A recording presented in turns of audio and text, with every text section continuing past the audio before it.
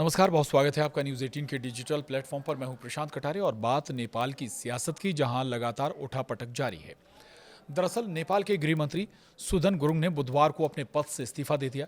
उन पर money laundering के आरोपी और कारोबारी दीपक भट्ट से संबंध होने के आरोप हैं। इसके अलावा निवेश और वित्तीय लेन देन को लेकर भी सवाल उठे हैं। नेपाल के अखबार कांतिपुर की रिपोर्ट्स के मुताबिक उन्होंने निष्पक्ष जांच और हितों के टकराव से बचने के लिए पद छोड़ने की बात कही थी।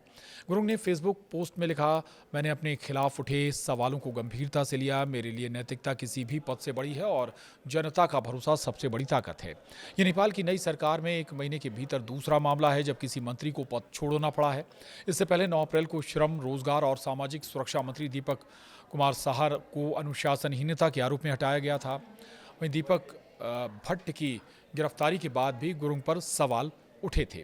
स्थानीय मीडिया रिपोर्ट्स के मुताबिक गुरुङ के कारोबारी दीपक भट्ट से संबंधों को लेकर विवाद हुआ। दीपक भट्ट को मनी लॉन्ड्रिंग के आरोप में गिरफ्तार किया गया और मामले की जांच भी अभी चल रही है। भट्ट की गिरफ्तारी के बाद गुरुङ की वित्तीय गतिविधियों, निवेश और शेयर को लेकर भी सवाल उठे थे। मीडिया में उनके कथित संबंध और असामान्य ट्रांजैक्शन पर भी लगातार रिपोर्ट्स आईं। आपको बता दें, कांतिपुर को मिले बैंक रिकॉर्ड के अनुसार गुरुङ के निजी खाते, उनकी संस्था हामी नेपाल और कंपनियों के बीच बड़े पैमाने पर लेन देन हुए। इनमें कई ट्रांजैक्शन ऐसे हैं जिनका सोर्स और उद्देश्य साफ नहीं है। वहीं रिकॉर्ड्स बताते हैं कि हामी नेपाल के खाते हिमालयन बैंक और नबिल बैंक में थे। फरवरी 2025 में हिमालयन बैंक का खाता बंद किया गया, जिसमें करीब 53 लाख रुपए बताए गए। इनमें से 30 लाख रुपए नबिल बैंक में ट्रांजैक्शन किए गए। और इतना ही नहीं, कई और ऐसे ही ट्रांजैक्शन सामने आए जिसको लेकर कई तरह के सवाल भी खड़े हो गए।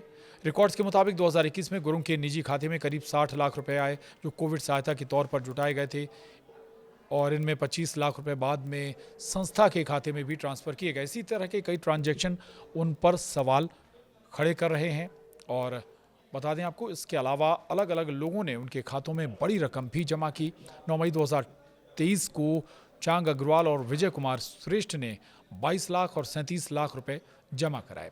अगले दिन 10 मई को गुरुङ ने 25 लाख रुपए लिबर्टी माइक्रो लाइफ इंश्योरेंस और स्टार माइक्रो इंश्योरेंस में ट्रांसफ़र किए। रिकॉर्ड के अनुसार उनके पास इन दोनों कंपनियों में 25 हज़ार शेयर हैं। हालांकि गुरुङ का कहना है कि उन्होंने ये शेयर लोन लेकर खरीदे, लेकिन जमा करने वालों और लोन देने वाले के बीच संबंध साफ नहीं हो रहा है। और यहीं से गुरुङ के खिलाफ कई तरह की बातें निकलकर सामने आने लगी। बता दें आपको, गुरुङ सितंबर 2025 में हुए जेन जेड आंदोलन के प्रमुख चेहरों में से एक थे। उनकी उम्र 36 साल है, जिस पर यह सवाल भी उठा कि वे जेन जेड का हिस्सा नहीं है। उन्हें 27 मार्च को बालिन शाह के नेतृत्व में बनी राष्ट्रीय स्वतंत्र पार्टी की सरकार में गृह मंत्री बनाया गया। नियुक्ति के अगले ही दिन उन्होंने पूर्व प्रधानमंत्री केपी शर्मा ओली और पूर्व गृह मंत्री रमेश लेखक की गिरफ्तारी के आदेश दिए थे। वहीं दोनों नेताओं को 28 मार्च की सुबह गिरफ्तार किया गया था। पुलिस के मुताबिक ये कार्रवाई 8 सितंबर को जेनजेड प्रदर्शनों के पहले दिन हुई लापरवाही से हुई मौतों के मामले में जांच आयोग की सिफारिश पर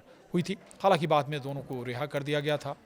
तो ये अब गुरुङ का इस्तीफा हो गया है। कई तरह के सवाल भी उठ रहे हैं और उनके जो बैंक ट्रांजैक्शन हैं उनको लेकर जो सवाल आए हैं, उसी पर माना जा रहा है कि उन्होंने अब इस्तीफा दे दिया है। तो नेपाल की सियासत से जुड़ी इस खबर में बस इतना ही। नमस्कार।